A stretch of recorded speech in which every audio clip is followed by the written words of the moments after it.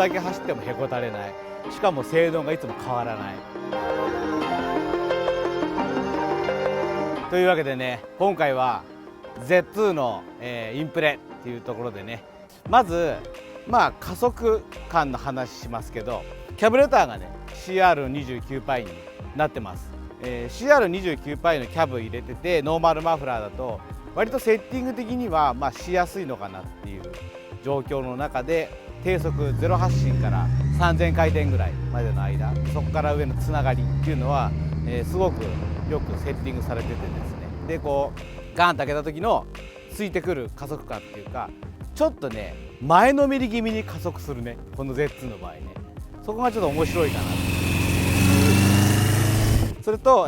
回していった時に特に不快な振動もなく、もう綺麗にわーっと吹き上がっていくんでね。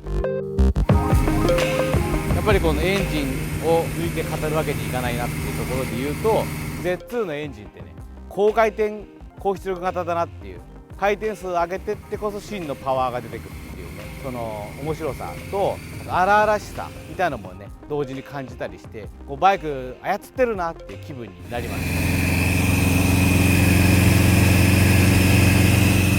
乗り心地についてねお話ししますけど、サスペンションが前後ともスタンダード、正確に言うとね、リアショックはスタンダードルックの MRS のね、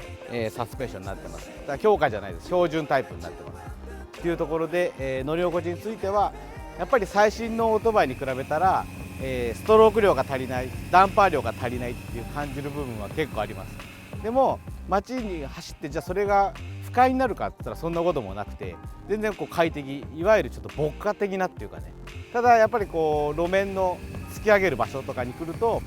ダンパーの容量不足っていうのは感じるので、Z2 でね乗り心地よくしたいなっていう人はまずリアショックから見直すといいのかなって思います。次にね、操縦性なんですけど、40何年前のバイクとは思えないぐらいよく考えられてる。でこの長さの割にクイックに曲がるんで、そこがですねよく対比される CB とちょっと違うところかなっていう。 CB は、どっちかっていうと安定志向なんですけど、Z2 の場合こんだけ長いのにその CB と同じぐらいのホイールベースのオートバイっていうか、社長のオートバイと同じぐらいの旋回性、もしくはそれ以上の旋回性があるのと、とにかくハンドリング軽いです。現行のオートバイしか乗ってないよ、これから絶版車乗るよって人が初めて乗っても乗れちゃう。どこ走っても特に可もなく不可もなく、切れ味が鋭いっていう曲がり方でもなければ、安定志向が強すぎて重いってわけでもなく、もう狙ったとこ見た方に曲がっていくっていう、そういう操縦性です。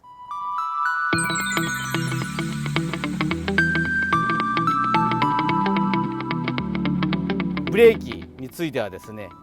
この場合足回りがですね Z750 は D1 の足回りになっているので、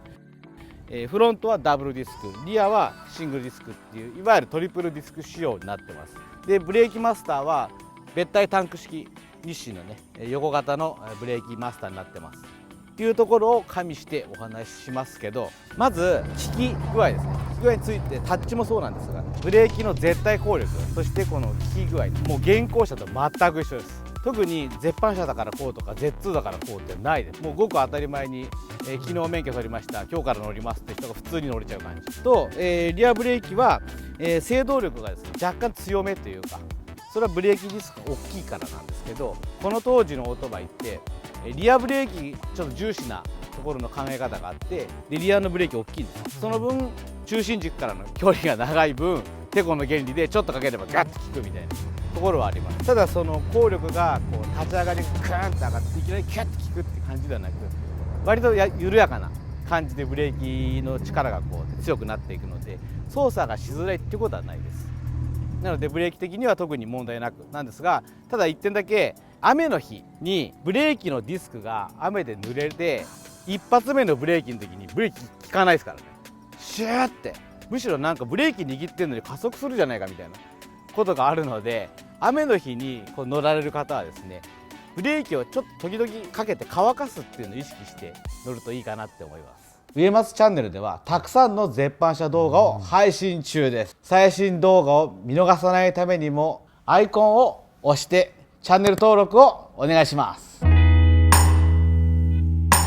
最初にこのバイク作ってステージ4でねエンジン整備して、作ったんですけど、そこから5年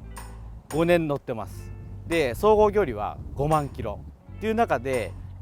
おおよその人が心配するであろう絶版車って壊れるんじゃねっていうねとこなんですけど、エンジンオーバーホールとか1回もやってないんでね、最初に作ってから。でキャブセッティング、キャブオーバーホールってのも1回もしてないです。って考えていくと、じゃあ今のバイクと一緒じゃんみたいな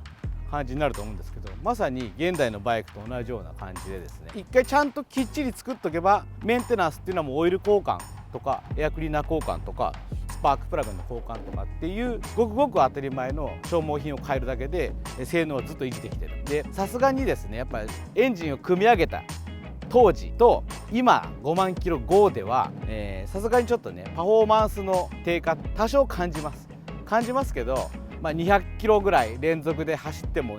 熱代することもなく、しかもこれオイルクーラーないですからね。